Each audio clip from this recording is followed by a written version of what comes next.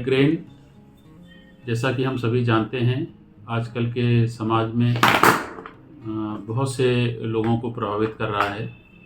कहीं न कहीं इसका एक प्रमुख कारण मानसिक तनाव या जो हमारा आजकल का जो रहन-सहन और खान-पान है, वो कहीं न कहीं इसके लिए बहुत हद तक रिस्पॉन्सिबल है।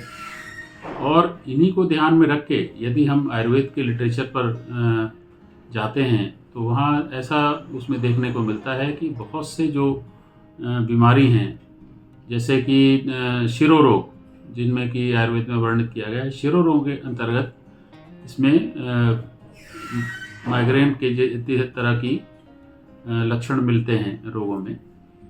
माइग्रेन विशेष रूप से आयुर्वेद में एक पैत्तिक शिराशूल करके एक कंडीशन होती है, जिसको माना गया है। मतलब इसको अगर सामान्य भाषा में समझें तो जो पित्त की वजह से होने वाला सिर में दर्द है, उसको कई बार माइग्रेन की तरह से हम लोग कंसिडर करते हैं। और माइग्रेन के जो लक्षण हैं, यदि आप देखेंगे तो वो एपिसोडिक होते हैं, मतलब हमेशा नहीं होते हैं, वो कभी कभी रह के थोड़ा सा उनका एक एपिसोड होता है।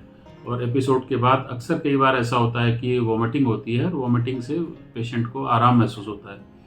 और अगर ये एपिसोड्स जल्दी जल्दी होने लग जाते हैं तो पेशेंट की स्थिति काफ़ी हद तक गंभीर सी बनी रहती है। और इसको ध्यान में रख के जो हम लोगों ने एक आयुर्वेद में इसका एक चिकित्सा व्यवस्था की जाती है, हम लोग उसकी चिकित्सा करते हैं, जिसमें कि खान पान से लेकर दवाओं का प्रयोग और पंचकर्म की बहुत सी जो टेक्निक्स हैं उनका हम लोग प्रयोग करते हैं। विशेष रूप से जो खान पान होता है, उसमें हम लोग पेशेंट को ये एडवाइस करते हैं कि वो अल्कोहल से और बहुत से जैसे चीज़ है और पनीर है या किस तरीके के जो खान पान है जिसमें कि एक ट्रिगरिंग फैक्टर होता है माइग्रेन का, उनसे दूर रहें। और साथ में कुछ दवाएं जो हैं, जो कि आयुर्वेद की शास्त्रीय औषधियाँ होती हैं, कुछ पेटेंट औषधियाँ होती हैं, उनके माध्यम से हम लोग दवाएं इस्तेमाल करते हैं। और जो पंचकर्म चिकित्सा है, या जो एक प्रकार से आप कह सकते हैं कि बायो प्योरिफिकेशन होता है बॉडी का, उसको भी हम लोग माइग्रेन के केसेस में यूज़ करते हैं। इसमें बहुत सी प्रक्रियाएं होती हैं, जैसे शिरोधारा है, इस तरह की जो चीज़ें हैं वो हम लोग अप्लाई करते हैं और पेशेंट को उनसे समुचित लाभ भी मिलता है। तो ये जो माइग्रेन है, इस प्रकार से आयुर्वेद में हम लोग इसको मैनेज करते हैं। सबसे बड़ी बात जो इसमें यह है कि जो बचाव का जो इससे उपाय है, वो एक सबसे इम्पॉर्टेंट फैक्टर होता है। क्योंकि कोई भी बीमारी होना वो अपनी एक अलग बात है, लेकिन कुछ ऐसा जो परिवेश है जिससे कि हम बचे रहें।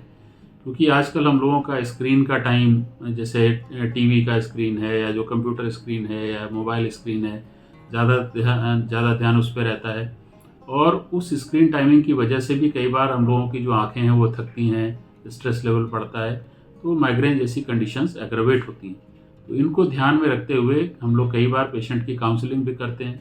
काउंसलिंग करने के साथ साथ उनको सही एक जो लाइफस्टाइल जीने का तरीका है उसके बारे में गाइड भी करते हैं, और उनको ये बताते हैं कि आप एक अपना खान पान और रहन सहन अच्छी तरह से रखें, जिससे कि माइग्रेन जैसी समस्याओं से बचा जा सके।